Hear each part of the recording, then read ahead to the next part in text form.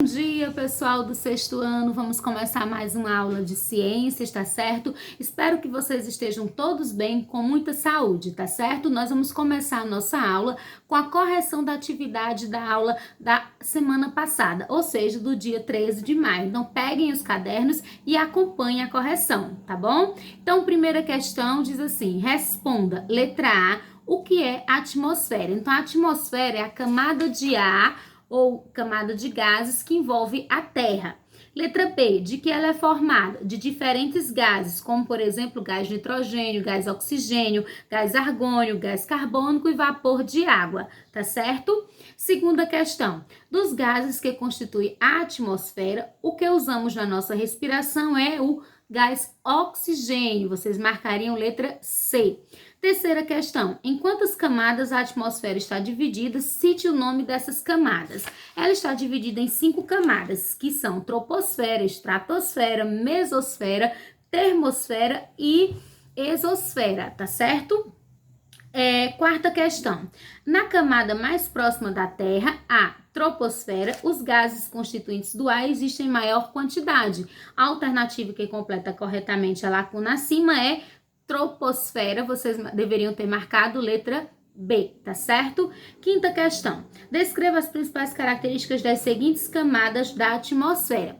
Letra A, troposfera. Então, a troposfera é a camada mais próxima da Terra, é nela que está a maioria dos gases, principalmente o oxigênio, que usamos na nossa respiração, e é nela também que ocorrem os fenômenos meteorológicos, como os raios, os trovões, certos ventos. Letra B, mesosfera. A mesosfera é como se ela fosse uma camada que fica ali no meio. Na mesosfera, nós vamos ter o fenômeno das chuvas de meteoros, tá certo? Letra C, exosfera. A exosfera é a última camada da atmosfera, ela é o limite entre a atmosfera e o espaço interplanetário. E letra D, estratosfera, ela é a segunda camada e nessa camada é onde nós vamos ter a camada de ozônio, que vai absorver os raios ultravioletas, evitando que eles cheguem fortemente até nós. E letra E, termosfera. A termosfera é uma camada que fica mais ou menos como se fosse a quarta camada. Nela nós vamos ter os fenômenos das auroras boreais, tá certo, pessoal? Então, encerramos a correção e hoje nós vamos falar sobre a formação da Terra, tá certo? A Terra, a gente viu no outro capítulo que a Terra, é o nosso planeta, onde nós moramos, a nossa casa, ela faz parte do sistema solar, não é isso? O sistema solar funciona assim, a gente tem o Sol no centro e ao redor desse Sol a gente tem os planetas girando em torno do Sol, que constitui o sistema solar. A Terra, provavelmente, ela se formou no mesmo período que o Sol e os outros planetas do sistema solar. Quem são os outros planetas do sistema solar?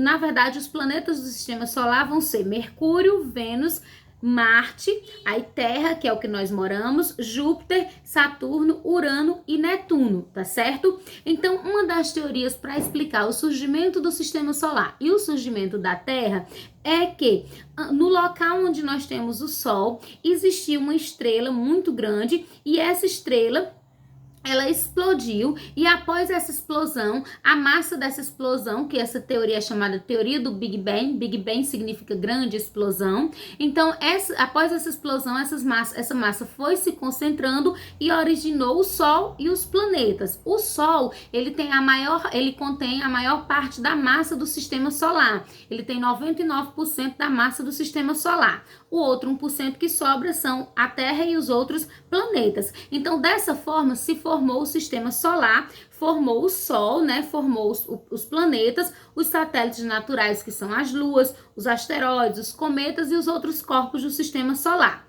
A Terra nem sempre foi como é hoje, como nós estamos vivendo nela. Na Terra primitiva, ou seja, bem no primórdio da sua formação, há mais de 4 bilhões de anos atrás, a que a gente chama de Terra primitiva, A superfície da Terra era bastante quente, coberta por vulcões ativos, ou seja, esses vulcões estavam sempre entrando em erupção e aí a temperatura aumentava mais ainda. Só que lentamente, com o passar do tempo, essa temperatura foi baixando, a lava foi esfriando e aí formou-se a primeira camada de rocha, uma fina camada de rocha que formou a crosta terrestre. Como a gente viu na outra aula, é a primeira camada do planeta Terra.